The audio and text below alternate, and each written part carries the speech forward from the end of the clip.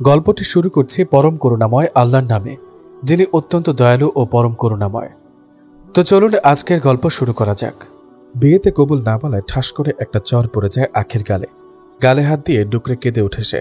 আশেপাশে থাকা সাক্ষীগুলো খিটখিটিয়ে হেসে উঠতেই আকাশ রাগী লুক নিয়ে ঠোঁট চোরায় আঙুল দিয়ে সবাইকে চুপ থাকতে বলে। নিজেকে আজ খুবই অসহায় মনে হচ্ছে আখির। বাবা মাকে বন্দি করে রেখেই তাকে জোর করে বিয়ে করছে আকাশ চৌধুরী।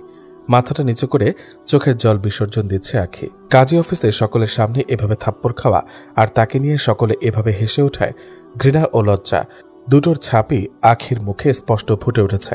মায়ের কথা ভেবে হলেও কাঁপা কাঁপা হাতে সাইন করে দিল আখি। সাইন করে শব্দ করে কেঁদে উঠে সে। আকাশের ধমকে কান্না স্তব্ধ হয়ে যায় আখির। এবার কান্না করছে, কিন্তু আর আওয়াজ নেই। ভেতর ভেতর বুকটা ফেটে যাচ্ছে আখির। আখিকে গাড়িতে উঠিয়ে আকাশ সোজা বাড়িতে নিয়ে বাবার সামনে দাঁড়ায়। বাবা, আমি বিয়ে করে ফেলেছি তোমার পছন্দ করা মেয়েকে।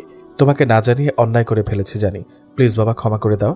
আসিফ সাহেব মুখে একটা হাসি ফুটিয়ে বলে, বিয়ে কি জোর করে করেছিস নাকি তোদের দুজনের ইচ্ছেতে? কি বলো বাবা? আমাদের দুজনের ইচ্ছাতেই বিয়েটা হয়েছে। ও তাহলে ঠিক আছে, আয় ভেতরে আয়। মাথা নিচু করে দাঁড়িয়ে সবকিছু শুনে যাচ্ছে আখি। তাদের ইচ্ছেতেই বিয়েটা হয়েছে এটা ভাবতেই চিৎকার দিয়ে বলতে ইচ্ছে করছে সত্যিটা, কিন্তু বলতে পারছে না, কারণ তার মা এখনো আকাশের হাতে বন্দী। ঘরে প্রবেশ করতেই দেখে ঘরটা ফুলে ফুলে সুসজ্জিত। কি হলো বাবা, বাড়িটা এমন করে সাজিয়েছ যেন তুমি জানতে আমি আজ বিয়ে করছি? ফাহিম আমাকে আগেই বলেছে তোরা দুজন বিয়ে করতে যাচ্ছিস, তাই বাড়িটা হালকা সাজিয়ে নিলাম। আমার একমাত্র ছেলে বলে কথা। আকাশ ফাহিমকে একপাশে ডেকে বলে, তুই আবার সত্যিটা বলে দিসনি তো? আরে না ভাইয়া, চাচাকে কি আমি এসব বলতে যাব? বলেছি তুমি আর ভাবি বিয়ে করতে যাচ্ছ, ব্যাস। ভালো করেছিস। আর শোন, বাবা যেন এই ব্যাপারে কিছুই জানতে না পারে। বাসর ঘরে বসে আছে আখি। একটু আগে কয়েকটা মেয়ে এসে সাজিয়ে দিয়ে গেছে তাকে। দরজাটা খুলে ভেতরে প্রবেশ করে ছোট্ট একটা কাশি দিল আকাশ। মাথাটা নিচু করা অবস্থায় শান্তভাবে আখি বলে উঠল, আপনার কাজ শেষ? বলতে পারো। আম্মুকে কি ছেড়েছেন নাকি এখন আটকে রেখেছেন? তাকে কাজ শেষ হওয়ার সাথে সাথে ছেড়ে দিয়েছি। শাশুড়ি বলে কথা, খবরদার আপনার ওই মুখে আম্মুকে শাশুড়ি দাবি করবেন না। তুমি আমার বিয়ে করা স্ত্রী, সে তো আমার শাশুড়ি হয়, তাই না? আমি আপনার স্ত্রী নই, কারণ আমি আপনাকে স্বামী হিসেবে মানি না। আর হ্যাঁ, একদম অধিকার ফলাতে আসবেন না। আপনি যদি জোর করেন তাহলে কি দেহ পাবো মন পাবো না, তাই না? আমি তোমাকে দেহের জন্য বিয়ে করিনি, বাবার কারণেই বিয়ে করেছি তোমাকে। তোমাকে আমার বাবাই পছন্দ করেছে। বাবাকে খুশি করতে বিয়েটা করেছি আমি, কারণ বাবা একজন মৃত্যুর পথযাত্রী। খুব জোরে 4 মাস সময় দিয়েছে ডাক্তার। এর ভেতরে বাবার সকল আবদার পূরণ করে ইচ্ছা অনিচ্ছাকে প্রাধান্য দিয়ে বাবাকে সবসময় খুশি রাখবো আমি। তাই বাবাকে খুশি করতেই তোমাকে বিয়েটা করেছে আমি। যদিও তোমাদের বাড়িতে সেদিন বাবা বিয়ের প্রস্তাব নিয়ে গিয়েছিল, তোমার মা মুখের ওপর না বলে দিয়েছিল। সেই দিন বাবাকে বলেছিলাম যে আমি বিয়ে করলে তোমাকে করব। বাবা বলেছিল মেয়েটার ইচ্ছার বিরুদ্ধে কিছু করতে যাস না। আমি চেষ্টা করেছি, কিন্তু পারিনি তোমাকে রাজি করাতে। তাই বাধ্য হয়ে। আপনি জানেন মা কেন আপনাদের মুখের ওপর নিষেধ করেছিল? কারণ অন্য একজনের সাথে আমার বিয়ের কথাবার্তা একেবারে পাকা ছিল। আমিও তাকে ভালোবাসি, সে আমাকে ভালোবাসে। তাকে ছাড়া আমি নিজের জায়গায় কাউকে কল্পনা করতে পারি না। সমস্যা নেই, আমি নিজেই তোমাকে তার কাছে পৌঁছে দিব। এখন থেকে এই বাড়িতে সবকিছু তোমার ইচ্ছাতেই হবে। কিন্তু কি? বাবা যে কয়দিন বেঁচে আছে তুমি তাকে বুঝতে দিও না আমাদের মাঝের দূরত্বটা। বাবা যেন বুঝে আমরা দুজনই খুব সুখে আছি। প্লিজ, শুধু এই 4টা মাস। বিছানায় চুপ করে বসে আছে আখি। আকাশের কথায় কি উত্তর দেবে ভেবে পাচ্ছে না। বাবা নামটার প্রতি যে সে ছোটবেলা থেকেই দুর্বল। জন্মের আগেই বাবাকে হারায় সে। মাথার ওপর বাবা নামক কোনো ছায়াই ছিল না কোনোদিন। কি হলো, চুপ করে আসছে? আমি ভেবে নিই, যত ইচ্ছা ভাবতে পারো, কিন্তু প্লিজ আমার মৃত্যু পথযাত্রী বাবার মনে আঘাত দিও না। বাবার কাছে আমাকে খারাপ করো না। তোমার কাছে না হয় আমি আজীবনই খারাপ থাকবো, প্লিজ। ওকে, আমি ভেবে দেখব। এখন আমার খুব ঘুম পাচ্ছে। আপনি সোফায় গিয়ে ঘুমান। আকাশ আর কিছু না বলেই একটা বালিশ নিয়ে সোফায় গিয়ে শুয়ে পড়ে। শাড়িটা চেঞ্জ করে একটা টি-শার্ট গায়ে শুয়ে পড়ে আখি। 2 চোখ লেগে আসছে না কিছুতেই। মনে আসছে নানান চিন্তা। কি করবে সে? মৃত্যুর পথযাত্রা একটা বাবার মনে আঘাত দিবে, নাকি আকাশের নকল বউ হয়ে অভিনয় করে যেতে হবে তাকে? কিন্তু ওদিকে রাফিন, সেও তো আমায় খুব ভালোবাসে। একজন বাবাকে খুশি রাখতে গিয়ে তার সাথে প্রতারণা করে ফেলবো না তো? তাকে বিষয়টা খুলে বললে কি সে বুঝবে, নাকি আমার আকাশের বাবার মনের কষ্ট দিয়ে দিয়ে তাকে ছেড়ে চলে যেতে হবে? বিয়েটা আখির ইচ্ছা না হলেও আকাশের বাবার কথা ভেবে আকাশের সাথে 4 মাস থাকতে রাজি হয় সে। কারণ একজন মৃত্যুপথযাত্রী বাবার মনে কষ্ট দেওয়াটা ঠিক হবে না, এটা ভেবে। আখি ছোটবেলা থেকে বাবার আদর পায়নি বলে বাবা শব্দটার প্রতি একটা দুর্বলতা আছে তার। হয়তো সেই দুর্বলতাটাই তাকে এখন এভাবে ধরে রেখেছে। সকালের সকল নাস্তাই তৈরি করা হয়ে গেছে আর তা সাজিয়ে রাখা আছে টেবিলে। আকাশই তৈরি করেছে এসব। রান্না যে তার নিজেকে করতে হয়, কারণ বাবা বলেছিল কোনো কাজের মেয়ে রাখা হবে না এই বাসায়। যতদিন বিয়ে না করবি ততদিনই এভাবে রান্না করতে হবে। সকল কিছু শেষ করে আকাশ চলে যায় আখিকে ঘুম থেকে ডাকতে। ওদিকে ফ্রেশ হয়ে রুমে বসে আছে আখি। আকাশ রুমে প্রবেশ করে আখির দিকে চোখ পড়তেই একটু থমকে যায়। কাল রাতের চাইতেও আখির চেহারায় দ্বিগুণ সৌন্দর্য ফুটে উঠেছে। অদ্ভুত এক মায়া কাজ করছে তার ওই গভীর চাহনিতে। সবচাইতে বেশি সৌন্দর্য ফুটে উঠেছে আখির ওই ঠোঁট জোড়ায়। ইচ্ছে করছে কাছে গিয়ে হাত দিয়ে আলতো করে ঠোঁট জোড়া ছুঁয়ে দিতে, কিন্তু সেটা যে সে পারবে না, কারণ সকলের কাছে এটা রিয়েল ম্যারেজ মনে হলেও তাদের দুজনের কাছে এটা কন্ট্রাক্ট ম্যারেজ, যার মেয়াদ হয়তো খুব জোর 4 থেকে 5 মাস। কি হলো, এভাবে তাকিয়ে আছেন কেন? আখির কথায় ধ্যান ভাঙে আকাশের। আখির থেকে চোখ সরিয়ে বলে ওঠে, টেবিলে নাস্তা রেডি করা আছে, ফ্রেশ হয়ে নাও। আমি ফ্রেশ হয়ে নিয়েছি, চলুন। আখি, আমি বুঝেছি আপনি কি বলবেন। আপনার বাবা কিছুই বুঝতে পারবে না। আমি রাজি আছি আপনার বাবাকে হাসি খুশি রাখতে। আমার বাবার প্রতি দুর্বলতাকে কাজে লাগিয়েছেন আপনি। আপনি সবসময় আমার কাছ থেকে দূরে থাকবেন আর রাফিনের বিষয়টা মাথা রাখবেন। বলেছে না সবকিছু তোমার ইচ্ছাতেই হবে। ওকে, চলুন। টেবিলে বসে নাস্তা করছে 3 জন মিলে। তার মাঝেই আসিফ সাহেব বলে ওঠে, বৌমা, তুমি এই বাড়িতে এসেছ মানে এই বাড়িটা সাজিয়ে রাখার দায়িত্ব এখন তোমার। ইনফ্যাক্ট এই পুরো বাড়িটা এখন থেকে তোমার। আসিফ সাহেবের দিকে তাকিয়ে একটা মুচকি হাসি দেয় আখি। আকাশ চুপচাপ খেয়ে যাচ্ছে। আর হ্যাঁ, এখন থেকে আমি আর আকাশের হাতে রান্না খাবো না। তোমার হাতের রান্নাই এখন থেকে আমার একমাত্র আহার। এবার আকাশের দিকে একটু ভ্রু কুচকে তাকায় আখি। রান্না করবে আর সে? রান্নার রটাই তো সে ঠিকমতো বুঝে না, আর সে রান্না করবে? দেখেন মিস্টার আকাশ, আমি কোনো রান্নাবান্না করতে পারবো না। তুমি না বাবাকে হাসি খুশি রাখবে বলেছ। প্রথমত, আমি এখানে থাকতে রাজি হয়েছি শুধু আপনার বাবাকে একটু সঙ্গ দিতে। দ্বিতীয়ত, আমি কোনো রান্নাবান্না পারি না। তাহলে তো দেখছি তুমি একেবারেই ঢ্যাঁড়স। মেয়ে হয়ে রান্নাবান্না পারো না এটা ভাবা যায়? একেবারেই পারি না তা না, আমার কিছু কিছু স্পেশাল রেসিপি আছে। কি কি? ডিম অমলেট, ডিম সিদ্ধ আর চা। খুব স্পেশাল তোমার রেসিপিগুলা। রাফিনের বাসায় গিয়ে তার বাবা মাকে সারা জীবন এগুলোই খাইয়ে রাখবে নাকি সেটা পরে দেখা যাবে, শিখে নেব। তুমি চাইলে এই 4 মাসে আমার কাছ থেকে সকল প্রকার রান্না শিখতে পারো। আর বাবার চাহিদা এটাই, তোমার হাতের রান্না খাবে সে, আর তার সাথে বসে একটু গল্প করবে। জানো, আমার বাবার অনেক আশা ছিল তার একটা মেয়ে হবে। তার আশা পূর্ণ হয়েছিল। আমার বয়স তখন মাত্র 8 কি 9 হবে। একটা গাড়ি অ্যাক্সিডেন্টে মারা যায় মা ও আমার 7 মাসের ছোট বোন। আমি তখন স্কুলে ছিলাম। বাবারও ক্ষতি হয়েছিল সেই দিন। কয়েকদিন বাবার সাথে হসপিটালে ছিলাম আমি। মা ও আমার বোনটাকে বাঁচানো গেল না। তারপর থেকে আমি আর বাবা খুব আদরে বড় করেছে আমায়। মায়ের অভাবটা বুঝতে দেয়নি কিছুতেই। থাক, বেশি ইমোশনাল হওয়ার দরকার নেই। আমি শিখে নিব আপনার কাছ থেকে রান্না। আর হ্যাঁ, বিকেলে আমি রাফিনের সাথে দেখা করতে যাব। ও নিশ্চয়ই এখনো আমায় ভুল বুঝে আছে। বিয়েটা হয়েছে গতকাল, আজকে গেলে বাবা বিষয়টা ভালোভাবে নেবে না। আগামীকাল যেও। কোনটাকে আপনি বিয়ে বলছেন? ওটা বিয়ে নাকি 4-5 মাস আপনার বাবার খেদমত করতে বাধ্য করা?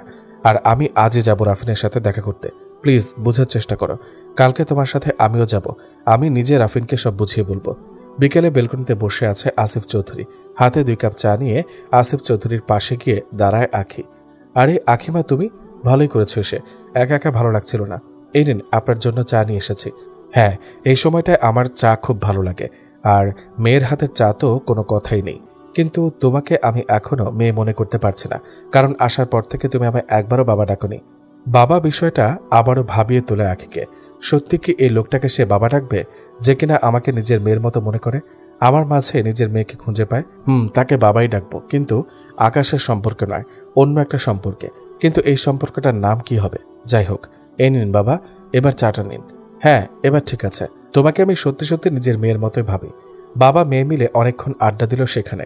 রাতে খেয়ে ঘুমানোর সময় আধশোয়া হয়ে ভেবে যাচ্ছে আখি। এতদিন পর সে সত্যি একটা বাবাকে খুঁজে পেয়েছে।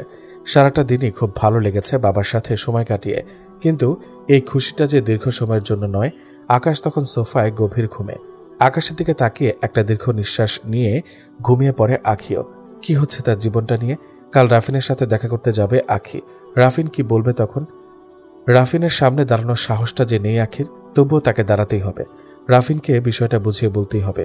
নিশ্চয় সে বুঝবে, কারণ সে তো আমায় কখনো অবিশ্বাস করেনি।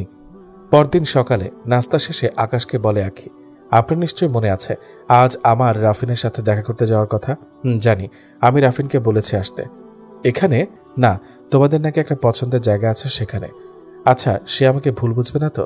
মনে হয় না ভুল বুঝবে, আর ভুল বুঝলেও আমি বুঝিয়ে বলবো। বিকেলে বাবাকে বলে রওনা দিল আকাশ আখিকে নিয়ে। রাফিন হয়তো সেখানে অপেক্ষা করছে তাদের জন্য। ড্রাইভিং সিটে বসে ড্রাইভিং করছে আকাশ, আর বারবার আর চোখে তাকাচ্ছে আখির দিকে। রাফিনের সাথে দেখা করতে যাবে। মুখ ভর্তি খুশির আলো ফুটে উঠেছে তার। হালকা সাজে তার মুখের ওপর পুরোপুরি খুশির ছাপ, হালকা হাসিতে যেন কোনো এক পরীকেও হার মানাবে। নিজের স্বামীর সাথে আখি দেখা করতে যাচ্ছে তার প্রাক্তন প্রেমিকের সাথে। আখি আকাশের স্ত্রী হলেও কিছু বলার অধিকারটা নেই আকাশের। চুপচাপ ড্রাইভিং করছে সে, কারণ বিষয়টা যে কন্ট্রাক্টে। কাজটা নামিয়ে মাথাটা বের করলো আখি। চলন্ত গাড়িতে বাইরের হাওয়াটা আখির মুখটা যেন ছুঁয়ে দিয়ে যাচ্ছে। খোলা চুলগুলো উড়ে এসে পড়ছে মুখের উপর। আকাশ বারবার আর চোখে তাকাচ্ছে তার দিকে। ইচ্ছে করছে হাত দিয়ে চুলগুলো আলতো করে সরিয়ে দিতে আখির মুখ থেকে, কিন্তু সে যে চাইলেও পারবে না। সব ইচ্ছে তো আর পূরণ হওয়ার মতো নয়। হঠাৎ গাড়ি ব্রেক চাপতেই সামনের দিকে হেলে পড়ে আখি। ভাবনার সাগর থেকে উঠে আসে সে। একটু অবাক হয়ে আকাশের দিকে তাকায়। এভাবে কেউ গাড়ি থামায় নাকি? আকাশ ঠোঁটে একটা হাসি ফুটিয়ে বলে ওঠে, ওই যে রাফিন। রাফিনকে দেখে আখির রাগী চেহারাটা হাস্যোজ্জ্বল হয়ে উঠল। মুখে একটা হাসি ফুটিয়ে নেমে পড়ে গাড়ি থেকে। আখিকে দেখে উঠে দাঁড়ায় রাফিন। হাত দুটো সামনের দিকে বাড়াতেই আখি দৌড়ে গিয়ে জাপড়ে ধরে রাফিনকে। জড়িয়ে ধরে আছে একে অপরকে। আকাশ গাড়িতেই বসা। আখি হাতের ইশারায় তাকে ডাকে। নিজের স্ত্রীকে অন্যের সাথে এভাবে সহ্য করতে না পারলেও মুখে জোরপূর্বক একটা হাসি ফুটিয়ে এগিয়ে যায় আকাশ। গোল টেবিলে 3 জন 3 চেয়ারে বসা। এর মাঝে আখি ও রাফিন একে অপরের কাছাকাছি।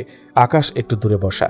তাদের একে অপরের ঘষাঘষি দেখে একটু বিরক্তি নিয়ে বসা থেকে দাঁড়িয়ে যায় আকাশ। এ কি, কোথায় যাচ্ছেন আপনি? আকাশের দিকে তাকিয়ে কথাটা বলে ওঠে আখি।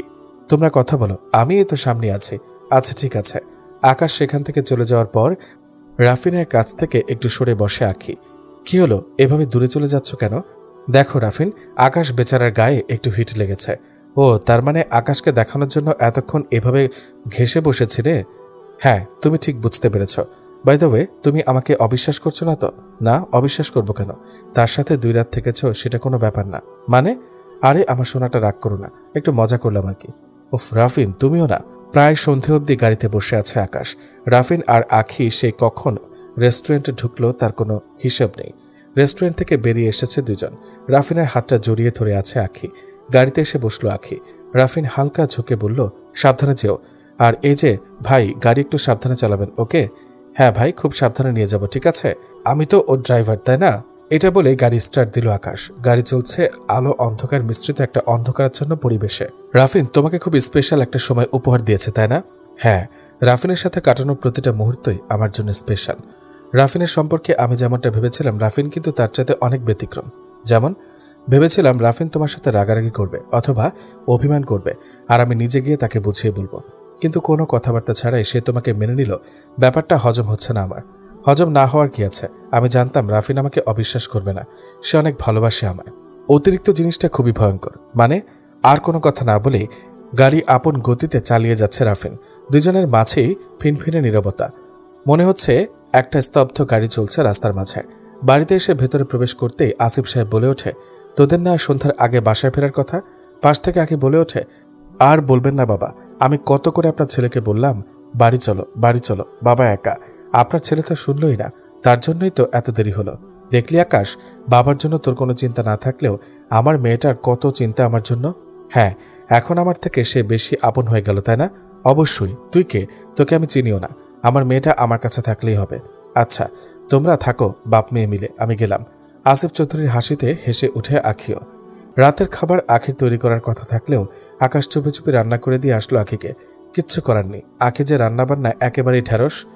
খাবার টেবিলে বসে খাবার খাচ্ছে সবাই। আসিফ চৌধুরী বলে ওঠে, ওহ, খাবারটা দারুণ তো, বৌমার হাতে জাদু আছে, মানতে হবে।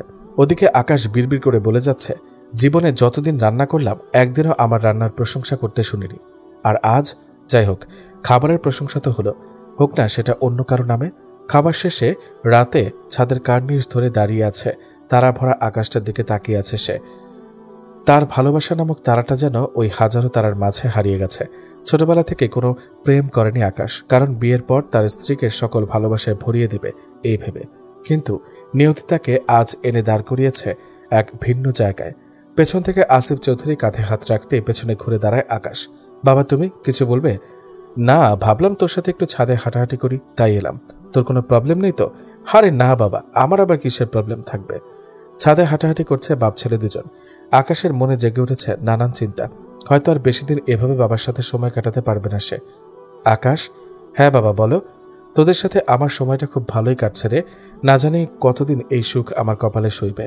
আর হ্যাঁ, ডাক্তার সেদিন কি বলেছিল? তুই তো আমায় কিছুই বলিসনি।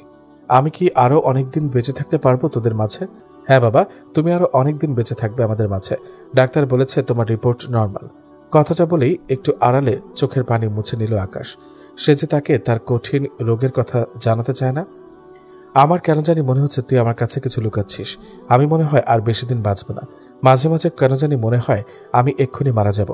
এমন করে বলো না বাবা, তুমি আরো বহু বছর বেঁচে থাকবে আমাদের মাঝে।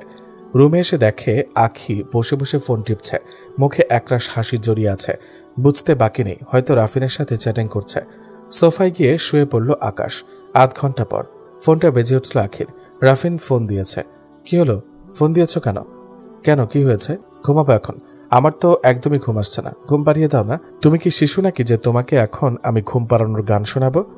তোমার ওই আকাশ ভিলেনটা কোথায়? সে ঘুমিয়ে পড়েছে অনেক আগে। শোনো না, কি বলবে তাড়াতাড়ি বলো, ভীষণ ঘুম পাচ্ছে। এটা বলে মুখে হাত দিয়ে লম্বা একটা হাই তুলে নিল আখি। তোমার একটা নোট ভিডিও দাও না প্লিজ। না করো না। কি? আচ্ছা, ভিডিও লাগবে না, আপাতত একটা নোট পিকচার দাও। যদি আমায় ভালোবাসো তাহলে এবার নিশ্চয়ই না বলবে না। হোয়াট, এসব তুমি কি বলছো রাফিন? নোট পিক মানে? তোমার মাথা ঠিক আছে তো? তুমি তো এমন ছিলে না রাফিন, তাহলে? আরে আরে, সব বিষয়ে তো সিরিয়াস ভাবে নাও কেন? আমি তো একটু ফান করেছিলাম। ফানের ক্ষেত্রে একটা লিমিট থাকা দরকার রাফিন। আরে আরে বেবি, রেগে যাচ্ছ কেন? সরি সরি সরি, আর কখনো এমন মজা করবো না। এবার খুশি? তুমি এমনিতেও আগের থেকে অনেক ফাজিল হয়ে গেছো রাফিন। আরে বাবা, বললাম তো সরি। 1 sorry, 2 sorry, 3 sorry. এবার হলো নাকি তোমাকে ওখানে এসে সরি বলতে হবে? না থাক, আর বলতে হবে না, আমি এখন ঘুমাবো, রাখছি। আরে আরে, হ্যালো হ্যালো। ফোনটা কেটে দিয়ে অফ করে শুয়ে পড়ে রাখি। আকাশের দিকে তাকিয়ে দেখে সে গভীর ঘুমে। সকালে ঘুমো ঘুমো চোখে বিছানা থেকে নেমে ওয়াশরুমের দিকে হাঁটা ধরল আখি। ফ্রেশ হয়ে বেরিয়ে আকাশকে খুঁজতে থাকে সে। হয়তো কিচেনে আছে। কিচেনের সামনে গিয়ে দেখে আকাশ সকালের নাস্তা তৈরি করছে। আখি দেখে একটা মুচকি হাসি দিল সে। দরজায় হেলান দিয়ে বলে ওঠে আখি, বাহ, আপনার কপালে যেই থাকুক না কেন সে কিন্তু একদিক দিয়ে বেশি হ্যাপি থাকবে। কি করে বুঝলে? বরের হাতের রান্না খাওয়া কয়জনের ভাগ্যেই বা জুটে? স্বামীর হাতের রান্না খাওয়াটাকে ভাগ্য বলে না, নিজ হাতের সংসারটা গুছিয়ে সবকিছু নিজে সামলিয়ে রাখাই ভাগ্যবতী মেয়েদের প্রধান বৈশিষ্ট্য। তা বুঝলাম, কিন্তু পরিস্থিতি সামলাতে সবকিছু করতে হয়। তোমার মতো ঢ্যাঁড়স হলে কি আর চলবে? আচ্ছা, ছেলেদের সম্পর্কে আপনার ধারণাটা কেমন? মোটামুটি। রাফিনের সম্পর্কে আপনার ধারণাটা কেমন? সেটা আমি তোমাকে কালই বলেছি, কিন্তু আর সেটা আমার থেকে তুমি ভালো জানবে। নাস্তা সব রেডি, আমি যাচ্ছি, তুমি এগুলো টেবিলে নিয়ে এসো। বাবা যেন বুঝে সব তুমি করেছ।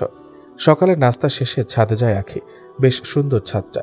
সূর্যের মিটিমিটি মিষ্টি রোদ চোখে এসে পড়তেই তা হাত দিয়ে আড়াল করার চেষ্টা করছে আখি। বেশ সুন্দর প্রকৃতির সাজটা। সূর্যের হলুদ মিষ্টি রোদটা যেখানে পড়ছে সেখানে এক অদ্ভুত সৌন্দর্য প্রকাশ পাচ্ছে, সাজিয়ে তুলছে প্রকৃতিকে। কিন্তু এই প্রকৃতির সৌন্দর্যটা যদি ছোঁয়া যেত তা হয়তো আখি আঁকড়ে ধরে মিশিয়ে নিত নিজের সাথে, যেন সে নিজেও প্রকৃতির মতো সৌন্দর্যে ভরে উঠবে। বেশ ভালো লাগছে তার এই সুন্দর মনোরম পরিবেশটা। সকালে অফিসে চলে গেল আকাশ। আসিফ চৌধুরী সোফায় বসে দৈনিক পত্রিকায় চোখ বোলাচ্ছেন। এক হাতে চশমাটা ঠিক করে পত্রিকাটা উঁচু করে ধরতেই আখি এসে বলে ওঠে, বাবা এই নাও চা। একটা হাসি দিয়ে আসিফ সাহেব বলে ওঠে, ধন্যবাদ মা। বাবা কি করছেন? এই যে পত্রিকা পড়ছি। তুমি কি এখন খুব ব্যস্ত? না বাবা। তাহলে পত্রিকাটা একটু পড়ো তো মা। চোখে আগের মতো আর পরিষ্কার দেখতে পাই না। একটা সময় ছিল যখন চশমা ছাড়াই পরিষ্কার দেখতাম। সন্ধ্যায় আসিফ সাহেব ও আখি দুজন মিলে জমিয়েছে এক দাবা খেলার আসর। আসিফ সাহেব দাবার একজন ভালো খেলোয়াড়, আখিও কিন্তু কম না। বেশ জমে উঠেছে খেলাটা। আকাশ ভেতরে প্রবেশ করিয়ে দেখে দুজন খুব মনোযোগ দিয়ে দাবা খেলায় মগ্ন। আকাশ আসিফ সাহেবের দিকে তাকিয়ে বলে, বাবা ডিস্টার্ব করো না এখানে, এখন যাও, গিয়ে নিজের কাজে মন দাও।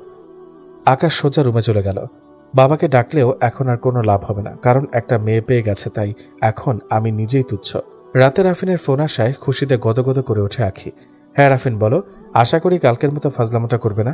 আরে না, শোনো একটা কথা আছে। কি? কালকে আমাদের তোমাকে ফিরে পাওয়ার খুশিতে একটা পার্টি দিচ্ছি। কি বলো, কখন? কালকে সন্ধ্যায়। তুমি তার আগেই রেডি হয়ে চলে এসো। কাল সন্ধ্যার আগেই দেখবে আমি তোমার কাছে এসে হাজির। ফোনটা কেটে দিয়ে খুশিতে নেচে উঠে আখি। পার্টি আবার তাকে উদ্দেশ্য করে? বাড়িতে থাকলে তো মা যেতে দিত না, কিন্তু এখানে কোনো বাধা নেই। কে ফোন করেছিল? রাফিন, কাল নাকি পার্টি দিচ্ছে, সন্ধ্যার আগে যেতে বলেছে আমায়। আমি কি যাব তোমার সাথে? হ্যাঁ যেতে পারো, কোনো সমস্যা নেই। আকাশ একটু বিড়বিড় করে বলে ওঠে, সমস্যা থাকলেও যে আমায় যেতে হবে। পরদিন বিকেলে গাড়ি নিয়ে রওনা দিল দুজন। সন্ধ্যার আগে দুজন গিয়ে পৌঁছায় সেখানে। কিছুক্ষণ পর পার্টি শুরু হয়ে গেছে। রাফিন সকলের সামনে পরিচয় করিয়ে দিল আখিকে। আকাশ সকলের ভিড়ের মাঝেই মিশে গেছে। পার্টিতে আখি ও রাফিন একে অপরের ঘেঁষাঘেঁষি দেখে সেখান থেকে বাইরে চলে গেল আকাশ। একটা অট্টহাসিতে মেতে ওঠে দুজনে। বেশ কিছুক্ষণ বাইরে থেকে আবার ভেতরে চলে গেল আকাশ। দেখে রাফিন আখিকে কি বিষয় নিয়ে যেন জোর করছে। একটু সামনে গিয়ে দেখে রাফিন আখিকে ড্রিঙ্কস করানোর চেষ্টা করছে আর আখি তা এড়িয়ে যাওয়ার চেষ্টা করছে। আকাশ দ্রুত পায়ে সেখানে হেঁটে গিয়ে আখির হাতটা ধরে রাফিনের দিকে চেয়ে বলে উঠল, কাউকে জোরপূর্বক কিছু খাওয়ানো ঠিক না। আখির হাতটা ধরে টেনে সেখান থেকে বের করে নিয়ে যায় আকাশ। আখি হাঁ করে চেয়ে আছে আকাশের দিকে। রাফিনের এক হুঙ্কারে স্তব্ধ হয়ে যায় সবাই। গাড়ি ড্রাইভিং করছে আকাশ। পাশেই আখি বসে লুচির মতো করে ফুলছে। এটা কি হলো? কোনটা? এভাবে সকলের সামনে দিয়ে টেনে নিয়ে আসার মানেটা কি? এনেছে কারণ আছে। কি কারণ? আর সেখানে আপনার সমস্যাটা কি? আমার যা ইচ্ছে তাই করব। আপনার কি প্রবলেম? দেখো আখি, তুমি একজনের স্ত্রী হয়ে অপর একটা ছেলের সাথে যা খুশি তাই করতে পারো না। যদি এসব করা খুব বেশি প্রয়োজন হয় তাহলে আমার থেকে আলাদা যখন হয়ে যাবে তখন করো, ওকে? আপনি কিন্তু লিমিট ক্রস করে ফেলছেন। রাফিন মোটেও এমন ছেলে না। কোনো আজে বাজে কথা বলবেন না তাকে নিয়ে। আমার মাথায় কিন্তু রক্ত উঠে যাচ্ছে। আর কিছু না বলেই ড্রাইভিং করে যাচ্ছে আকাশ। কারণ কথা বললে কথা বাড়বে, এটাই স্বাভাবিক। কয়েকদিন পর দেখো আখি, আমি আবার পার্টির আয়োজন করার উদ্দেশ্য এটাই। আগের পার্টিতে এমন হওয়ার কারণে আমি চাই না এবারও তুমি আকাশকে নিয়ে এসে আমাদের সুন্দর মুহূর্তটা নষ্ট করো। আরে রাফিন, তুমি একদম চিন্তা করো না। এমনভাবে বলেছি ওর আর লজ্জা থাকলে আমার সাথে কোথাও যাবে না। বেবি, আমি তো এটাই চাই। কি বলছো বিড়বিড় করে? বলছিলাম কালকের পার্টিটা একটু স্পেশাল হতে চলেছে। তুমি আকাশকে না বলে চলে এসো। খুব সুন্দর একটা সময় উপহার দিব তোমাকে। স্বামীকে রেখে প্রাক্তন প্রেমিকের সাথে পার্টিতে যাওয়ার বিষয়টা এত বিবেচনা করল না আখি। হাজার হলেও স্বামীর কাছ থেকে অনুমতি নেওয়াটা জরুরি, কিন্তু বিষয়টাতেও এত জরুরি মনে করছে না আখি। কারণ আকাশকে তো সে স্বামী হিসেবে মানেই না, আবার অনুমতি। পরদিন দুপুরে আসিফ চৌধুরীর কাছে বলল সন্ধ্যা একটু বাইরে যাবে তার কলেজ বান্ধবীদের সাথে দেখা করতে। আসিফ চৌধুরী বলে ওঠে, সমস্যা নেই, কিন্তু আকাশ যদি যায় তাহলে ভালো হয় না? না বাবা, ওখানে শুধু আমার মেয়ে ফ্রেন্ডই। আকাশ যাওয়ার দরকার নেই। তাকে বললে সে তো অনুমতি দিবেই না। সে অনুমতি দিতে হবে না, আমিই দিচ্ছি অনুমতি, কিন্তু সাবধানে যাবে, ওকে? হ্যাঁ বাবা। সন্ধ্যায় আকাশ বাড়ি ফেরার আগেই আখি বের হয়ে যায় পার্টিতে যাওয়ার উদ্দেশ্যে। ওদিকে রাফিন অপেক্ষা করছে আখির জন্য। রাফিনের কাছে এগিয়ে যায় আখি। হাই বেবি, তুমি এসে গেছো? আকাশ আসেনি তো?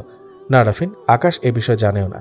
ও গুড বেবি, কিন্তু এসব কি পরে এসেছো পার্টিতে? পার্টিতে কেউ এসব ড্রেস পরে?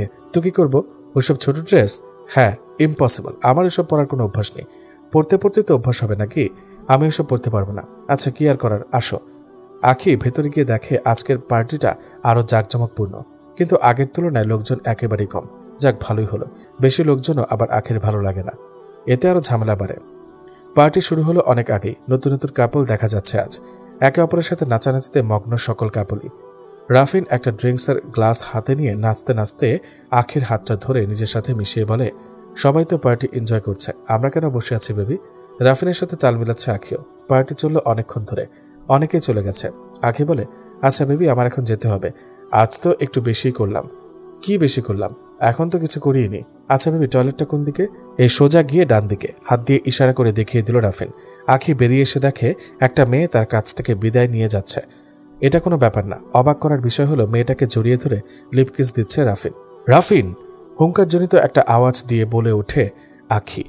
রাফিন একটা মুচকি হাসিতে মেয়েটাকে বিদায় দিয়ে আখির কাছে এলো। মেয়েটাকে রাফিন? ফ্রেন্ড। ফ্রেন্ড মানে? এটা আবার কেমন ফ্রেন্ড? বিদায় দেওয়ার সময় লিপকিস দিতে হয়? বাদ দাও বেবি, অনেক রাত হয়েছে, আমি আসি। তোমার সাথে কাল কথা বলবো আমি। পেছন থেকে রাফিন হাতটা চেপে ধরে টান দেয় আখিকে। ওহ বেবি, কোথায় যাচ্ছ? ওহ রাফিন, ছাড়া তো বাসা যাচ্ছি।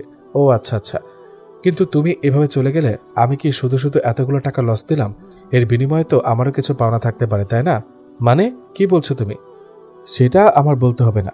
আই হোপ তুমি বুঝতেই পারছো আমি কি বলতে চাইছি। দেখো রাফিন, সবসময় ফাজলামি ভালো লাগে না। ক্লিয়ার করে বলো তুমি কি চাচ্ছ। ওকে, একেবারে ক্লিয়ার করে বলছি, তোমাকে আজকে রাতের জন্য আমার রক্ষিতা হতে হবে। হোয়াট? রাফিন, যথেষ্ট হয়েছে। এখনো তো কিছু হয়নি বেবি। কি করছো রাফিন? রাফিন, ছাড়ো বলছি। ঠাস করে একটা চড় মারল। তুমি এত নোংরা জানলে আমি কখনোই তোমার সাথে রিলেশনশিপ করতাম না। বিয়ের জন্য তো আমি রাজি হতামই না। তুই আমায় থাপ্পড় মারলি? রাফিনকে থাপ্পড় মারলি তুই? এর মাসুল তোকে আজ এই মুহূর্তে দিতে হবে। ভালো ভালো বলছিলাম, কাজ হয়নি তাই না? আর তোকে কে বিয়ে করছে? অন্য একটা ছেলের সাথে রাতের পর রাত থাকছিস। আরে বাসি খাবার তো আমি ছুঁয়েও দেখি না, কিন্তু তোর মতো বাসি খাবারটা একটু টেস্ট করতে ইচ্ছে করছিল, তাই দুইবার পার্টি দিয়েছি। প্রথমবার তো আকাশ এসে ঝামেলা করে দিল, এখন ডাক্তার হিরোকে। এখানে আশেপাশেও এখন কোনো লোক নেই তোকে বাঁচানোর মতো। শকুনের মতো চিরে চিরে খাবো তোকে আমি, কেউ বাঁচাতেও আসবে না। ভালোভাবে বলছিলাম আসিসনি, এখন দেখ রাফিনকে থাপ্পড় দেওয়ার পরিণাম কত ভয়ানক। রাফিন একটা হাসি দিয়ে গায়ের জামাটা খুলতে খুলতে এগিয়ে যাচ্ছে আখির দিকে। এক হাত সামনে দিয়ে রাফিনকে থামানোর চেষ্টা করে এক প্যাক প্যাক করে পেছাচ্ছে আখি। ছি ছি ছোট, দাদার সামনে এসব করতে বুঝি লজ্জা করে না তোর? এজন্য কি তোকে গলে পিঠে করে মানুষ করলাম? এই দিনটি দেখার জন্যই কি তোকে বড় করলাম? ছি ছি ছোট। পেছন থেকে কারো গলার আওয়াজ শুনে একটু চমকে ওঠে রাফিন। ছোট দাদা, আমার তো কোনো ভাই নেই, তাহলে আবার বলছে কোলে পিঠে করে মানুষ করলো। পেছনে তাকিয়ে দেখে কেউ একজন। মিটিমিটি রঙিন আলোতে মুখটা ঠিক করে বোঝা যাচ্ছে না। একটা প্রশ্ন ছুড়ে দেয় রাফিন। কে রে তুই? তোর দাদা, চিনতে পারছিস না? দেখ, যা বলবি সোজাসুজি বল। আমার সময় নষ্ট করলে আমি তোর জীবনটা নষ্ট করে দেব। আমায় মারবি তুই? তোর দাদাকে মারবি? খুব বড় হয়ে গেছিস না রে? আকাশ, দেখ ভালোই ভালো চলে যা বলছি। এটা আমার আর আখির পার্সোনাল বিষয়। ওফ রাফিন, তোকে আমি কি বলেছিলাম সেদিন, কাউকে জোর করবি না? আর ও এখনো তোর হয়নি, ও এই মুহূর্তেও আমার স্ত্রী। দেখ আকাশ, আমি চাই না তোর সাথে নতুন করে কোনো শত্রুতা হোক। আর তুই তো 4 মাস পরে ওকে এমনিতে ছেড়ে দিবি। তাহলে যখন আমি জানতে পারলাম আখির বয়ফ্রেন্ড তুই, তখনই আমার বোঝা হয়ে গিয়েছিল আখি কত ভালো একজন মানুষকে বেছে নিয়েছে। তোর পেছনে সারাক্ষণই আমার লোক চলাফেরা করে।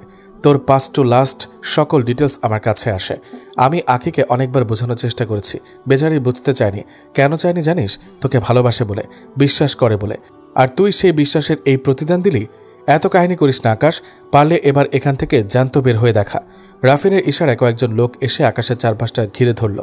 আকাশ একটা মুচকি হাসি দিয়ে জামার হাতা ফোল্ড করতে করতে বলে, মনে আছে সে কলেজ লাইফে একবার করেছিলাম, তাও তোর সাথে, যার কারণে প্রিন্সিপাল আমাদের কলেজ থেকে বের করে দিতে চেয়েছিল। তারপর আর কখনো করা হয়নি, এখন মনে হচ্ছে আবার করতে হবে। আকাশ সকলের মাঝখান থেকে হেঁটে এসে আখির হাতটা ধরে সোজা বের হয়ে যাচ্ছে। পেছন থেকে রাফিন লোকগুলোকে উদ্দেশ্য করে বলে ওঠে, ওই শালা হিরোগিরি দেখাচ্ছে, আর তোরা চেয়ে চেয়ে দেখছিস। আকাশ একটু থেমে লোকগুলোকে উদ্দেশ্য করে বলে ওঠে, ও এখনও বিষয়টা বুঝতে পারছে না, বুঝিয়ে দিয়ে তারপর আসো। চোখে একটা সানগ্লাস লাগিয়ে আখির হাতটা ধরে সেখান থেকে বের হয়ে আসে আকাশ। গাড়িতে উঠে আখিকে নিয়ে চলে যাচ্ছে সে। আখি আজ কোনো উত্তর করছে না, চুপচাপ বসে আছে গাড়িতে। নীরবতা ভেঙে আকাশ বলে ওঠে, তোমায় স্বাধীনতা দেওয়ার অর্থ এই নয় কাউকে বলা ছাড়া নিজের ইচ্ছামতো কোনো ফাঁদে গিয়ে পা দেবে। রাফিনের সাথে থাকা লোকগুলো আমারই লোক। কোনো উত্তর না দিয়ে চুপচাপ বসে আছে আখি। হঠাৎ গাড়ি ব্রেক চাপায় চমকে ওঠে আখি। সামনে তাকিয়ে দেখে কয়েকজন লোক দাঁড়িয়ে রাস্তা আটকে রেখেছে তাদের। কিন্তু এরা কারা? গাড়ি থেকে নেমে দ্রুত পায়ে ঘরে চলে আসে আকাশ। আখি ধীরে ধীরে ঘরের দিকে আসছে। আকাশের অবাধ্য হলেও ঘরে আসতে কেমন একটা নার্ভাস ফিল করছে সে। আকাশকে একা ঘরে আসতে দেখে আসিফ চৌধুরী বলে ওঠে, আকাশ তুই এসেছিস? আখিকে একটা ফোন দিয়ে দেখতো কোথায় আছে। বলল বান্ধবীদের সাথে দেখা করতে গেছে, কিন্তু এখনো আসেনি। কোনো সমস্যা হলো না তো আবার? আকাশ টেবিলে হাত বাড়িয়ে পানির গ্লাসটা হাতে নিয়ে বলে ওঠে, ফোন করতে হবে না বাবা, ও এসে গেছে। কোথায়? ওই তো মহারানী। আখি ঘরে প্রবেশ করতে তার দিকে তাকিয়ে কথাটা বলে ওঠে আকাশ। কিরে মা, এত দেরি হলো যে? পাশ থেকে আকাশ বলে ওঠে, ও এতক্ষণ আমার সাথে ছিল বাবা, আসার পথে একটা সমস্যা হয়েছিল তাই। সমস্যা? কি সমস্যা? না বাবা, মাঝপথে কিছু ছিনতাইকারীর কবলে পড়েছিলাম। ছিনতাইকারী? তোদের কিছু হয়নি তো? তোরা ঠিক আছিস তো? হ্যাঁ বাবা, ফোনটা আর কিছু টাকা নিয়ে গেছে, এই আর কি, বেশি বড় ছিনতাইকারী নয়। তোদের কিছু হয়নি, এটাই অনেক। যা তোরা ফ্রেশ হয়ে আয়, সবাই মিলে একসাথে খেতে বসি। রাতের খাবার শেষে ঘুমানোর জন্য প্রস্তুতি নিচ্ছে আখি। 2 পা ফ্লোরে ছাড়িয়ে সোফায় বসে আছে আকাশ। আখি একটু একটু আর চোখে তাকাচ্ছে আকাশের দিকে। আকাশ আখিকে ডেকে নিজের পাশে এসে বসায়। আখিও আজ কোনো জেদ না করেই আকাশের পাশে এসে বসে। আখি, একটা কথা বলো তো, আমাকে কি তোমার বিশ্বাস হয়? মানে হলো, তুমি কি আমাকে বিশ্বাস করতে পারো? মাথাটা নাড়িয়ে হ্যাঁ সূচক জবাব দিল আখি। আমি তোমাকে কথা দিয়েছি, সবকিছু তোমার ইচ্ছাতেই হবে। হ্যাঁ, তোমার ইচ্ছাই হচ্ছে সবকিছু। আজ যা হয়েছে সবকিছুই হয়েছে তোমার ইচ্ছার কারণে। তোমাকে আমি কত বোঝানোর চেষ্টা করেছি যে রাফিন ভালো ছেলে না, কিন্তু তুমি? আফসোস, মুখ দেখে ভালো মন্দ বিচার করা যায় না। যদি জানতাম রাফিনের চরিত্র এতটা নোংরা, তাহলে কখনোই। এটা বলেই কেঁদে ওঠে আখি। রাফিন আমায় ঠকিয়েছে, ও একটা খারাপ লোক, প্রতারক, সুযোগবাজ। এই একদম কাঁদবে না বলে দিচ্ছি। আমার দিকে তাকাও। আখি মুখ তুলে তাকায় আকাশের দিকে, চোখের পানি মুছে নাও। আকাশ এমনভাবে বলছে যেন সে কোনো বাচ্চার কান্না থামাচ্ছে। আমাকে তুমি স্বামী ভাবো না, এটা কোনো ব্যাপার না। আমিও তোমাকে স্ত্রী ভাবি না, কিন্তু আমরা চাইলে বন্ধু হতে পারি। খুব ভালো বন্ধু, নিজের বন্ধু ভাবতে পারো আমাকে। নিঃস্বার্থ বন্ধু, যে কোনো স্বার্থ ছাড়াই তোমার পাশে থাকবে। বিপদে নিজের জান দিয়ে হলেও তোমায় বাঁচিয়ে নেবে। হবে আমার বন্ধু? আঁখি এবার চোখের পানি মুছে মাথা নাড়িয়ে হ্যাঁ সূচক জবাব দেয়। আকাশ একটা মুচকি হাসি দিয়ে বলে, যাও ঘুমিয়ে পড়ো বন্ধু। সকালে কিচেনে নাস্তা তৈরি করছে আঁখি। তাকে সব শিখিয়ে দিচ্ছে আকাশ। আকাশের কাছে রান্না শিখতে ভালোই লাগছে আঁখির। দুপুরের সময়ও রান্না করছে আঁখি আর তাকে শিখিয়ে দিচ্ছে আকাশ। হঠাৎ করে আ করে শব্দ করে উঠল আঁখি। হাত কেটে ফেলেছে সে। আকাশ আঙুলটা মুখে নিয়ে রক্ত বন্ধ করার চেষ্টা করছে। দেখে শুনে কাজ করবে না একটু? প্রথম দিনে এই অবস্থা। চলো রুমে চলো, আর রান্না করতে হবে না তোমাকে। অনেক দিন কেটে গেল আকাশের বাড়িতে। রুমে বসে আছে আঁখি। এমন সময় ফোনটা বেজে ওঠে তার। হাতে নিয়ে দেখে ফোনের স্ক্রিনে ভেসে উঠল মায়ের নামটা। মায়ের সাথে কিছুক্ষণ কথা বলল আঁখি। অনেকদিন হলো মাকে দেখেনি সে। মা বলল 2 দিনের জন্য ঘুরে আসতে সেখান থেকে। রাতের বেলায় খাবার টেবিলে বসে খাবার খাচ্ছে সকলে। আকাশ বাবাকে উদ্দেশ্য করে বলে ওঠে, বাবা একটা কথা বলবো? বলো। আঁখি তো অনেকদিন ধরে অভিমান করে মায়ের বাসায় যায়নি, মাকে অনেকদিন দেখেনি সে। এখন মা নিজেই বলছে 2 দিন ঘুরে আসতে তার বাড়ি থেকে। ভালোই তো, কাল যা তাহলে। আমি যাব না বাবা, শুধু আঁখি যাবে। তুই যাবি না কেন? আমি গিয়ে তাকে দিয়ে আসবো। পরদিন বিকেলে আঁখি রওনা দিল আকাশের সাথে। গাড়ি ব্রেক কষল আঁখির বাড়ির সামনেই। গাড়ি থেকে নেমে আঁখি পা বাড়ালো বাড়ির দিকে। পেছনে ফিরে হাত নাড়িয়ে একটা মুচকি হাসি দিল আকাশের দিকে চেয়ে। গাড়ি নিয়ে সেখান থেকে চলে গেল আকাশ। ব্যাপারটা ওপর থেকে লক্ষ্য করছে আঁখির মা। ভেতরে গিয়ে মাকে দেখে জড়িয়ে ধরে আঁখি। অনিচ্ছা সত্ত্বেও অনেক দিন মাকে ছেড়ে থাকতে হয়েছে তাকে। মায়ের কাছে 2 দিন খুব হাসি খুশিভাবেই থাকে সে। সোফায় বসে কফির মগ হাতে নিয়ে গল্প করছে মা মেয়ে দুজন। আঁখি, সত্যি করে একটা কথা বলবি? হ্যাঁ মা বলো। তুই কি আকাশের কোনো দুর্বলতা অনুভব করছিস? না মা, এ ব্যাপারে কোনো নিশ্চয়তা দিতে পারবো না। যাই হোক, যে ছেলে আমাকে বন্দি করে তোকে জোর করে বিয়ে করতে পারে, তাকে আমি কিছুতেই আমার মেয়ের স্বামী বলে স্বীকৃতি দিতে পারবো না। তোদের ডিভোর্সটা হয়ে গেলে আমি আমার পছন্দ মতো ছেলের সাথে তোর বিয়ে দেব। এটা মনে রাখিস, আকাশের প্রতি যেন তোর কোনো দুর্বলতা না আসে। মাথা নিচে করে হ্যাঁ সূচক জবাব দিল আঁখি। মায়ের বাসায় কয়েকদিন থেকে সেখান থেকে আবার ফিরে যাচ্ছে আঁখি। আকাশ গাড়ি নিয়ে ওয়েট করছে গেটের বাইরে। গাড়ি চলছে আপন গতিতে। আঁখি ভাবনার সাগরে ডুবে আছে। মা বলেছে আকাশকে সে মেনে নিতে পারবে না, আর মাত্র অল্প কিছুদিন হয়তো আকাশের বাড়িতে আমার ঠাঁই। এরপর বিচ্ছিন্ন হয়ে যাব দুজন। ভাবতে ভাবতে কখন বাড়ি পৌঁছে গেছি তাও বুঝতেও পারিনি আঁখি। বাড়িতে প্রবেশ করতেই আসিফ সাহেবের মুখে স্পষ্ট হাসি দেখতে পায় আঁখি। এটাও যেন একটা মায়া লাগানোর মতো হাসি। কিন্তু এই মায়াতে নিজেকে না আটকানোই ভালো। পরে ছেড়ে যেতে আবার কষ্ট হবে। হয়তো আঁখির সাথে আকাশের ডিভোর্সের সময় ঘনিয়ে গেছে। অবসর ঘটতে যাচ্ছে তাদের দুজনের সেই কন্ট্যাক্ট ম্যারেজের। আসিফ চৌধুরীর শরীরের অবস্থাও দিন দিন অবনতি ঘটছে। মাঝে মাঝে আসিফ চৌধুরী গলা দিয়ে ছুটছে অঝরে রক্তের স্রোত। দিন যত যাচ্ছে তত বেশি কাহিল হয়ে পড়ছে আসিফ চৌধুরী। হঠাৎ আসিফ চৌধুরীর অসুস্থতা তীব্র হয়ে উঠতেই তাকে হসপিটালে ভর্তি করে আকাশ। কিন্তু ডাক্তারও আসিফ চৌধুরীর কোনো নিশ্চয়তা দিতে অক্ষম। আকাশকে ডাক্তার শুধু এটাই বলে উপরওয়ালাকে ডাকতে, তাদের আর কিছুই করার নেই। সময় যে ধীরে ধীরে ফুরিয়ে এসেছে আসিফ চৌধুরীর। ভেতরে অক্সিজেন মাস্ক লাগিয়ে শুয়ে রাখা হয়েছে আসিফ চৌধুরীকে। চোখ দিয়ে টপটপ করে আকাশের গড়িয়ে পড়ছে পানি, কিন্তু পুরো দেহটাই আজ নীরবতায় ঘেরা। ছোটবেলায় মাকে হারানোর পর জীবনে চলার পথে তাকে সাপোর্ট করে গেছে তার বাবা। তার কাছে জীবনের সবচেয়ে বড় সাপোর্টের নামই হলো বাবা। তার সেই সাপোর্টটাও হারিয়ে ফেললে খুবই একা হয়ে যাবে যে সে। বাবা আর থাকবে না, এটা ভাবতেই বুকটা আটকে উঠছে আকাশের।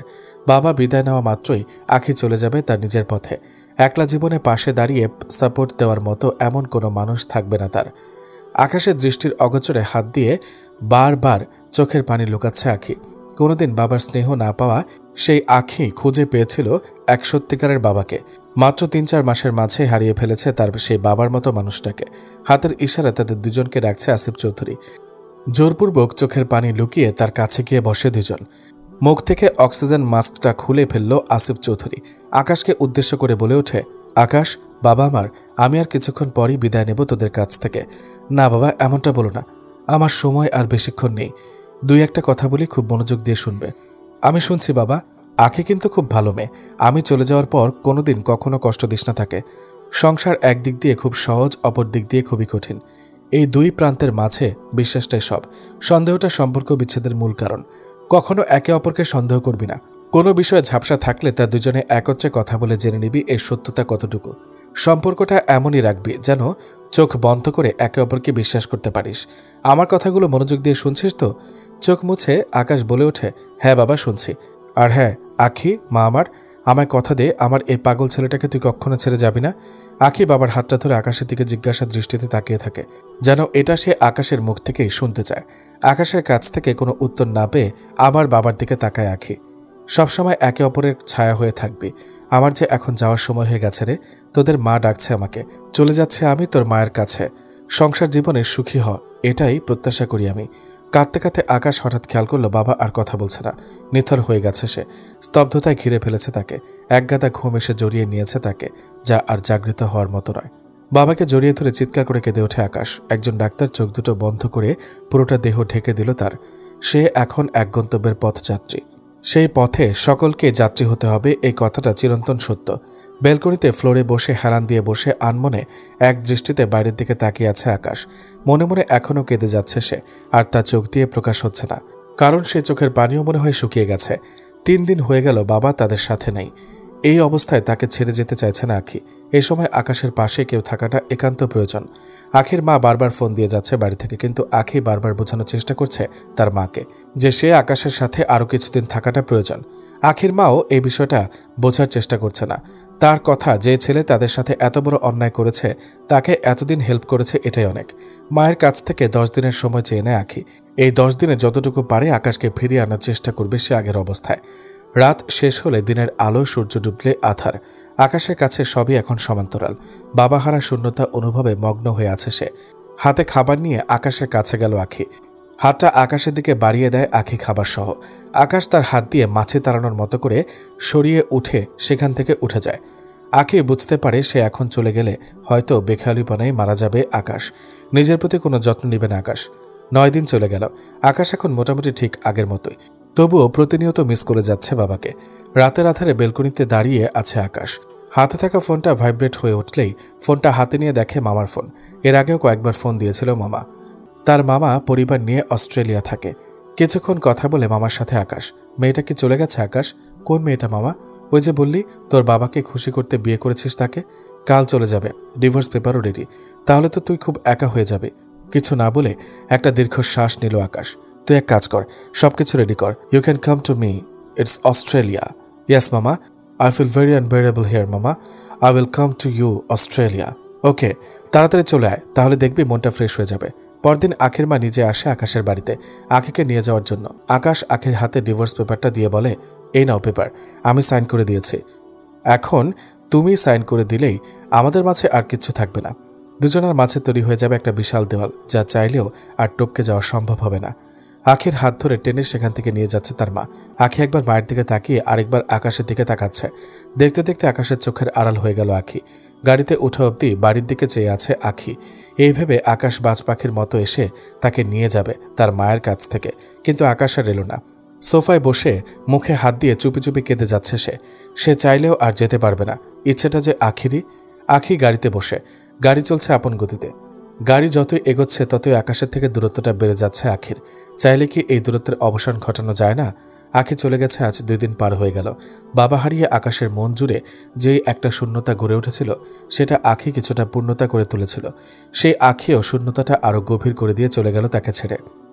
রাত তখন 1:50। ঘড়ির কাঁটা ঘুরছে আপন গতিতে। একটা নিস্তব্ধ কবর মনে হচ্ছে এই বাড়িটাকে। ফিনফিনে নীরবতা বিরাজ করছে সমস্ত ঘর জুড়ে। আগামীকাল আকাশের ফ্লাইট। মামার কাছে চলে যাচ্ছে সে। হয়তো মন কিছুটা ফ্রেশ হবে। তবে কি এ সব কিছু ভুলে যেতে পারবে সে? গত 4 মাসে ঘটে গেছে অনেক কিছুই।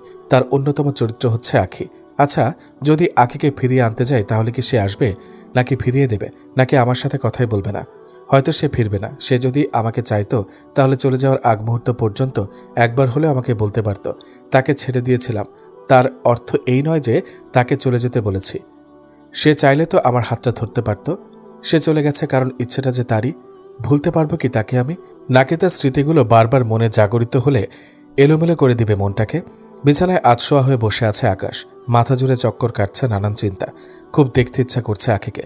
নিজের অজান্তে মনে হয় প্রচণ্ড রকম ভালোবেসে ফেলেছে তাকে। ঘুম আসছে না কিছুতেই। কিচেনে গিয়ে 1 কাপ কফি বানিয়ে বেলকনিতে দাঁড়ায় আকাশ। কাপে চুমুক দিয়ে তাকিয়ে থাকে বাইরে জ্যোৎস্নায় ঘেরা সুন্দর প্রকৃতিটার দিকে। সকালে নিজের প্রয়োজনীয় সকল কিছু প্যাক করছে আকাশ। এর মাঝে মামার সাথে কথা হয়েছে 2 বার। ফোনটা হাতে নিয়ে এক দৃষ্টিতে চেয়ে আছে আখির ছবিটার দিকে। ভাবছে যাওয়ার আগে একবার ফোন করে জানাবে আখিকে।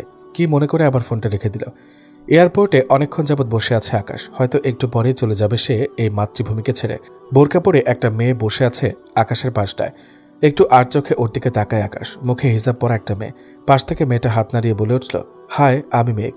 একটা হাসি টেনে আকাশ বলে ওঠে, আমি আকাশ। বাহ, আপনার নামের সাথে তো আমার নামের দারুণ মিল। আকাশ আর মেঘ।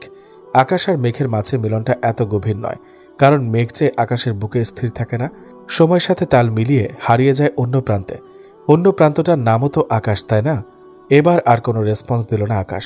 পাশ থেকে মেয়েটা বলে ওঠে, কোথায় যাচ্ছেন আপনি? কিছুক্ষণ স্থির থেকে আকাশ বলে ওঠে, অস্ট্রেলিয়া। তাই? আমিও তো অস্ট্রেলিয়া যাচ্ছি।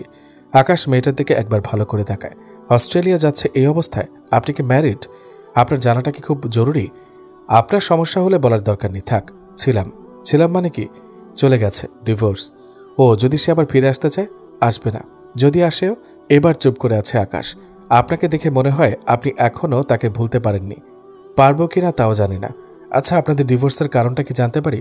আজব তো, আপনি মনে হয় বিয়ের জন্য আমার ইন্টারভিউ নিতে আসছেন, আর আপনার সাথে আমি এত কিছু শেয়ার করছি কেন? ও সরি, আপনি মাইন্ড করবেন, বুঝতে পারিনি। লাস্ট একটা প্রশ্ন করি। আকাশ আর চোখে তাকিয়ে বলল, কি প্রশ্ন? আপনি যে চলে যাচ্ছেন সে কি জানে? হয়তো না। তারপর থেকে তার সাথে আর যোগাযোগ হয়নি। ও আচ্ছা, মন থেকে ভালোবেসেছিলেন কি তাকে? একটা দীর্ঘশ্বাস নিয়ে আকাশ বলে ওঠে, চলুন, সময় হয়ে গেছে। আকাশ চলে যেতে পেছন থেকে হাতটা চেপে ধরে মেয়েটা। হঠাৎ দাঁড়িয়েই আকাশ একবার মেয়েটার দিকে তাকায়, আরেকবার হাতের দিকে। আকাশ একটু অদ্ভুতভাবে বলে ওঠে, আপনার সাহসের প্রশংসা করতে হবে। প্রথম দিকে ভেবেছিলাম নিশ্চয় কোনো ভালো ঘরের মেয়ে হবেন, এখন তো মনে হয় পুরোটাই ঝামেলা। বুঝেছি আমি আপনার মতলবটা কি। এই নিন, এই টাকাটা নিয়ে বিদায় হন। টাকা থেকে সবকিছু পরিমাপ করা যায়? আপনার সাথে আমার কিসের এত সম্পর্ক যা টাকাতে পরিমাপ করা যাবে না? মেয়েটা এবার গম্ভীর গলায় বলে ওঠে, আপনি কি সত্যি চলে যাবেন? না, এখানে সিনেমা চলছে, শুটিং করতে এসেছি। এখন টাকাটা নিয়ে তাড়াতাড়ি বিদায় হন তো শুটিংয়ে এসে হিরোইনকে এভাবে অপমান করার মানে কি? কেন? আপনি যদি হিরো হন, আমি তো হিরোইনই, তাই না? আখি, তুমি কেন অবাক হচ্ছেন? কিন্তু তোমার কথা বলার ধরনটা তো চেঞ্জ হয়ে গেল। আমি পারি। ভালো, কেন এসেছো এখানে? সব তো শেষ হয়ে গেল। এই শেষটা কি আবার শুরু হতে পারে না? মানে আমরা কি রিয়েল লাইফে হিরো হিরোইন হতে পারি না? এই দেখো ডিভোর্স পেপারটা, আমি এখনো সাইন করিনি, শুধু আপনার একটা উত্তরের আশায়। কি উত্তর? ভালোবাসেন আমায়? সন্দেহ আছে? আপনি যেভাবে ছেড়ে চলে যাচ্ছেন তাতে সন্দেহ করাটাই স্বাভাবিক। তুমি মেঘ? আমি নিজে রেখেছি নামটা, আকাশের মেঘ, যে চাইলেও আকাশের বুক থেকে কোথাও পালাতে পারবে না। বেলকনিতে দাঁড়িয়ে বাইরের দিকে তাকিয়ে আছে আখি। হঠাৎ করে ফোনে কেউ একজন বলে উঠল, আকাশ নাকি চলে যাচ্ছে আজ। নিজের অজান্তেই চোখ বেয়ে পানি গড়িয়ে পড়ছে আখির। একটা সত্যিকারের ভালোবাসার মানুষকেও হারিয়ে ফেলেছে সে। তার মা দুইটা কফির কাপ হাতে নিয়ে বেলকনিতে আসতেই দেখে ফ্লোরে বসে হেলান দিয়ে নীরবে চোখের জল ফেলছে আখি। কিরে মা, কি হয়েছে তোর? মা, কাউকে ভালোবেসে ফেলাটা কি অন্যায়? অন্যায় না, যদি সে ভালোবাসার যোগ্য হয়। তাহলে আকাশ? সে না, আমি নিজেই তার অযোগ্য। তার ভালোবাসা পাওয়ার যোগ্যতা হয়তো আমার নেই। এই 4 মাসে এক মুহূর্তের জন্য আমার ছুঁয়ে দেখেনি আকাশ। সবসময় আমার ইচ্ছাটাকে প্রাধান্য দিয়েছে। আমি কি চাই? যার চোখে নেই কোনো রাফিনের মতো বিশ্বাসঘাতকতার ছাপ। বলতো মা, কয়জন নারী একজন সত্যিকারের ভালোবাসার মানুষকে পাওয়ার যোগ্যতা রাখে? আবার কয়জন ছেলেই বা একটা মেয়েকে প্রকৃতভাবে ভালোবাসতে জানে? এমন একটা ছেলে কি ভালোবাসা পাওয়ার যোগ্য না মা? তুমিই বলো। তোমার চোখে ও যাই হোক, আমার চোখে ও একজন প্রকৃত পুরুষ। আর আমি এমন একটা প্রকৃত পুরুষকেই আমার জীবনে চেয়েছিলাম, আর তা পেয়েও আমি ধরে রাখতে পারছি না। তুই যদি আকাশের সাথে সুখী হস, এতে আমার কোনো সমস্যা নেই। আমি তো চাই তুই সবসময় সুখেই থাক।